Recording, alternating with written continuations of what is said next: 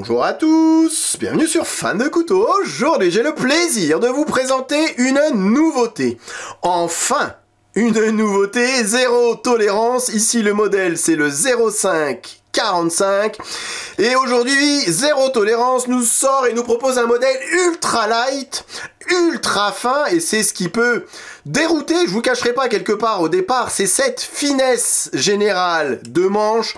On est sur un couteau qui disparaît littéralement dans la poche, sur un couteau qui change radicalement de ce que zéro tolérance avait pu nous proposer avec ce 0562. À côté, cette nouveauté, ce 0545 paraît tout frêle, tout fragile, tout délicat comparé à ce gros 0562. Il ne joue absolument pas dans la même cour. Il y avait un autre couteau zéro tolérance que vous n'avez pas vu d'ailleurs sur la chaîne. Ce modèle 0762, couteau un peu techno, il est vrai, avec un système de double détente.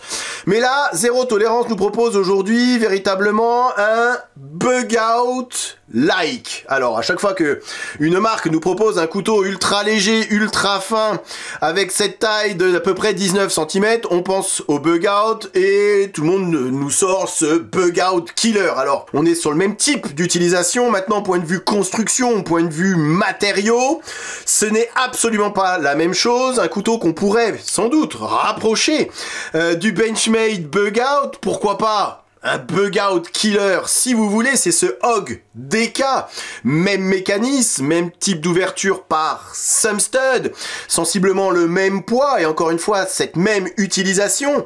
Maintenant ce zéro tolérance est en tout point différent d'un Benchmade bug out pour les allergiques, de l'Axis Lock pour les allergiques des Sumstud. Finalement et quelque part je ne peux que vous conseiller ce 0545 qui me semble être une alternative très intéressante au Benchmade bug out. On est sur une longueur totale sur ce zéro tolérance 0545 de 19,1 cm. On aurait pu être à 19 cm s'il n'y avait pas eu ce clip poche qui dépasse du manche, donc on va dire allez 19 cm, un poil plus à cause de ce clip poche avec un extra deep carry pocket clip, c'est comme ça qu'ils le disent et qu'ils l'annoncent sur le site ZT au lieu d'un deep carry comme on pouvait retrouver sur un Benchmade bug out. Ici c'est un extra deep carry, le couteau disparaît complètement à l'intérieur de la poche. Je vous ai fait le test là sur une poche pour que vous vous rendiez compte de ce que ça peut donner et ça je trouve que c'est un gros point positif, un gros avantage en tout cas à ce zéro tolérance. Le clip est très discret. On n'est pas censé ou obligé de savoir que vous transportez un couteau sur vous et ça je trouve que c'est plutôt bien vu de la part de zéro tolérance. Le clip poche est bel et bien réversible, il faudra quand même démonter le couteau pour changer le sens du clip.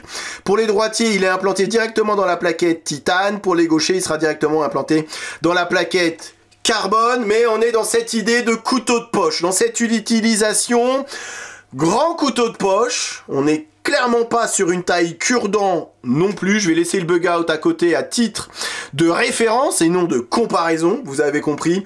8,1 cm de taille de lame sur ce zéro tolérance. Le poids c'est exactement la même chose, à 1 g près c'est 57 grammes. Donc un couteau ultra léger, une belle et une taille de lame respectable, ce qui va nous permettre d'avoir un petit peu plus de portée sur certaines coupes et c'est génial pour tous ceux qui aiment préparer la nourriture avec son couteau. Le fait qu'il n'y ait pas les Sumstud également, c'est pour moi un gros avantage lorsqu'il s'agit de préparation nourriture. Épaisseur de la lame 2,3 mm, très belle émouture plate et vous pouvez donc imaginer qu'avec ces 2,3 mm ça se termine par un tranchant extrêmement fin, en tout cas bien plus fin que sur ce 0562. Après on n'est clairement pas dans le même type d'utilisation non plus, mais vraiment un excellent trancheur, un excellent slicer et encore une fois, moi qui aime me servir de mon couteau de poche pour la préparation nourriture, ce couteau fait réellement des merveilles et surclasse quelque part ce modèle bug out qui a un tranchant un petit peu plus épais et puis surtout ces Sumstud qui peuvent gêner à l'utilisation. Non, on est vraiment sur un excellent couteau de poche, un couteau de poche qui est assez déroutant au départ à cause ou grasse, ça va vraiment dépendre de quel côté vous vous placez, de la finesse du manche. On est sous la barre des 1 cm, point de vue épaisseur 0,95, alors qu'on était sur 1,2 sur le modèle Bug-Out. Donc c'est véritablement une force quelque part, c'est d'avoir un couteau extrêmement fin. Par contre, ça peut être un inconvénient en termes de prise en main et en termes d'ergonomie. Si je devais encore une fois comparer ces deux modèles, j'ai une meilleure prise en main, il y a, je trouve en tout cas, une meilleure ergonomie sur le Bug-Out avec ses plaquettes carbone qui sont bien contournées. J'aurais moins de fatigue à utiliser le Bug-Out que j'aurais de fatigue à utiliser ce zéro tolérance si je devais travailler longtemps avec mon couteau. Après, si on reste dans cette utilisation couteau de poche, alors occasionnel, non, mais voilà, couper du carton, couper du scotch, ouvrir des boîtes comme d'habitude, couper du saucisson, honnêtement, c'est pas très gênant, c'est juste, je pense, quelque chose à savoir et quelque chose à retenir si jamais vous vous penchiez sur ce couteau. Excellent couteau de poche avec un manche extrêmement fin. Par contre, la grosse force qu'il peut y avoir ici, c'est que justement on est sur une taille respectable et on a la possibilité de se déplacer sur le manche. Et c'est vrai que lorsque je vous ai fait le test là sur de la pomme de terre par exemple, je m'éloigne un petit peu du tranchant pour avoir un petit peu plus de portée, et ça je trouve que c'est plutôt bien vu sur ce couteau. Donc oui, c'est fin. Tout dépend de ce que vous voulez faire avec votre couteau. Là, dans cette idée couteau de poche, honnêtement, c'est pas si gênant que ça. Longueur fermée, c'est 11 cm. Je reviens sur cette lame et sur cette magnifique lame avec cette finition stonewash, forme de lame, drop point, tout ce qu'il y a de plus classique. J'aime beaucoup ce petit belly qui va être très pratique pour toutes les tâches du quotidien. Je le dis assez régulièrement, mais c'est sans doute cette forme de lame qui s'avère être la plus polyvalente au quotidien. On est sur une pointe délicate, mais pas trop. La grosse force de cette lame, c'est véritablement cette finesse générale, cette finesse de tranchant qui en fait un excellent, mais véritablement un excellent trancheur. Point de vue construction, bah c'est là qu'il y aura vraiment une grosse différence par rapport au Bug-Out par exemple. Bye bye les thumb studs, bonjour le petit flipper, et ça je trouve que c'est très bien. Je préfère ne pas avoir ces thumb studs sur la lame. En plus ici le flipper, vous voyez, il est vraiment hyper discret, très facilement accessible, ça fonctionne très bien. Par contre, il ne sert pas de garde et là va falloir faire attention. Vous voyez, à force d'utiliser ce couteau, et c'est un couteau que je porte et que je transporte depuis que je l'ai reçu, mais voilà, on a cette côté un petit peu guillotine de la lame. Vous voyez, cette lame qui redescend toute seule grâce au roulement à billes, roulement à billes qu'on ne retrouve pas sur le Bug-Out, et cette fluidité qu'on ne retrouve pas, ou que je n'ai pas en tout cas sur mon exemplaire du Bug-Out. Là, il faut véritablement que je secoue un petit peu le couteau pour que la lame retombe. Ici, pas du tout, la lame redescend toute seule, mais vous voyez, c'est ici et c'est sur mon ongle que le tranchant tape en premier, et ça m'est arrivé d'ailleurs de me couper très légèrement, donc ça c'est une chose à savoir. Mais ça me plaît tout particulièrement, encore une fois, dans cette optique de couteau de poche, de pas avoir une garde hyper prononcée. On n'a pas forcément besoin d'avoir une garde à la 0,562 sur ce type de couteau, donc voilà, c'est à savoir en tout cas. On a cet effet, voilà, cet effet très lame qui retombe toute seule, et donc on peut avoir cet effet un petit peu guillotine. Attention quand même. Point de vue construction, une plaquette carbone, c'est ce qui fait qu'on est sur un couteau extrêmement léger, 57 grammes. De l'autre côté, vous retrouvez le frame lock avec une plaquette titane working finish, s'il vous plaît. Non, ça c'est pas moi qui l'ai matraqué comme ça, c'est comme ça qu'il vous est livré, donc ça va empêcher de voir des traces éventuelles lorsque vous utilisez votre couteau. Je trouve que cette finition du titane est très joliment faite. Titane ajouré, alors pas de ce côté comme on a l'habitude de le voir, mais du côté extérieur, c'est cette poche ici qui va réduire, ils ont vraiment cherché à réduire le poids au maximum. De l'autre côté, on n'a qu'une seule plaquette carbone.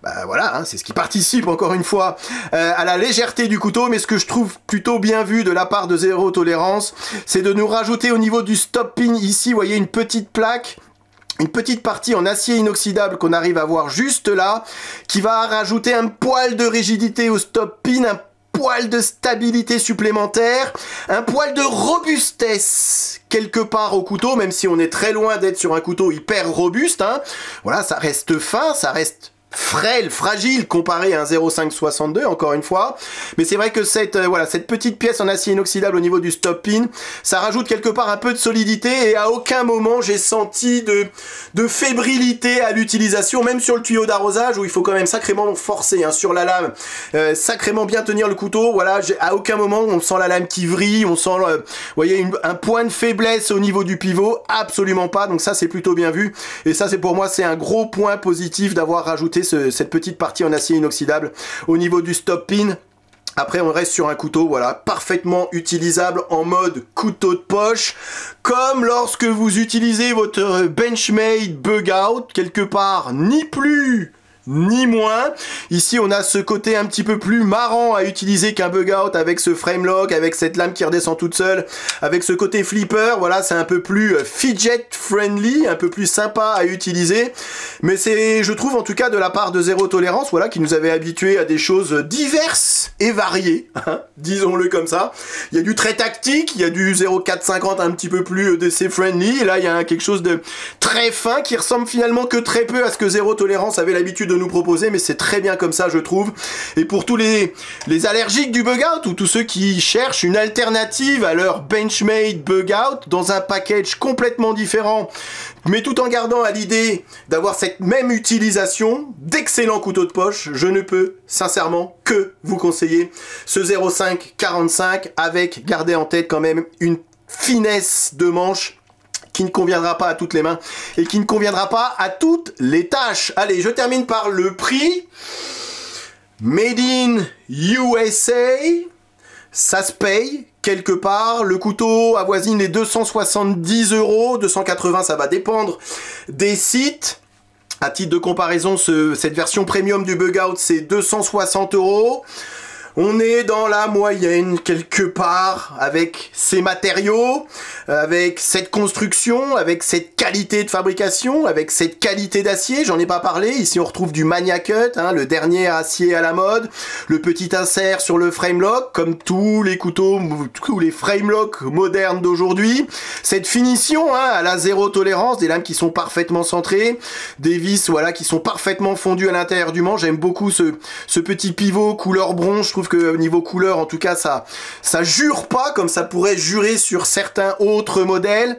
Autre chose, et je terminerai là, qui est plutôt bien vu, hein, c'est cette plaquette opposée au frame lock qui est parfaitement bien creusée pour aller choper le frame lock d'une façon et vraiment hyper facilement. Ça aurait pu être véritablement le point noir de ce couteau, hein, si jamais il n'avait pas creusé la plaquette opposée, hein, puisque avec cette finesse de manche pour aller choper le frame lock, ça aurait été très compliqué. Non, là c'est parfaitement bien pensé et exécuté, puisque vous voyez le frame lock apparaît juste ici, et donc du coup c'est hyper facile d'aller le choper. Donc voilà, on est véritablement sur un couteau qui est très bien pensé, un couteau made in USA qui se paye malheureusement, bah, comme tous les couteaux made in USA quelque part, avec du Mania Cut, avec du titane et avec ce type de finition au prix fort. 270 €, mais quand on le remet par rapport à un Benchmade, on est sensiblement sur, voilà, sur les mêmes tarifs. Donc c'est pas déconnant de la part de Zero Tolérance, et en plus je trouve quelque part que ça résonne comme une renaissance pour Zero Tolérance. Certains disent que ce modèle, ils auraient très bien pu le sortir chez Kershaw de la même manière, avec du 154 cm pour la moitié du prix. Très certainement, mais je trouve que, voilà, pour moi, j'aime cette marque Zero Tolérance, une marque que j'ai depuis le début, que vous avez vu comme ça depuis le début sur la chaîne. Donc vraiment, pour moi, c'est un peu comme une petite renaissance en nous proposant, encore une fois, un excellent couteau de poche. C'est finalement comme le Bug Out l'était, la définition même du couteau de poche. Allez, je m'arrête ici, je vous remercie d'avoir regardé cette vidéo, et bien évidemment, je vous dis à très bientôt sur Fan de Couteaux. Salut. Présentation, comparaison avec d'autres modèles et test de coupe en fin de vidéo, comme d'habitude. Ok, allez, voyons voir ce que ça donne. Rasoir. Encore une fois, les goûts et les couleurs. C'est simple et efficace. Je suis faible, j'achète. Il n'y en aura pas pour tout le monde.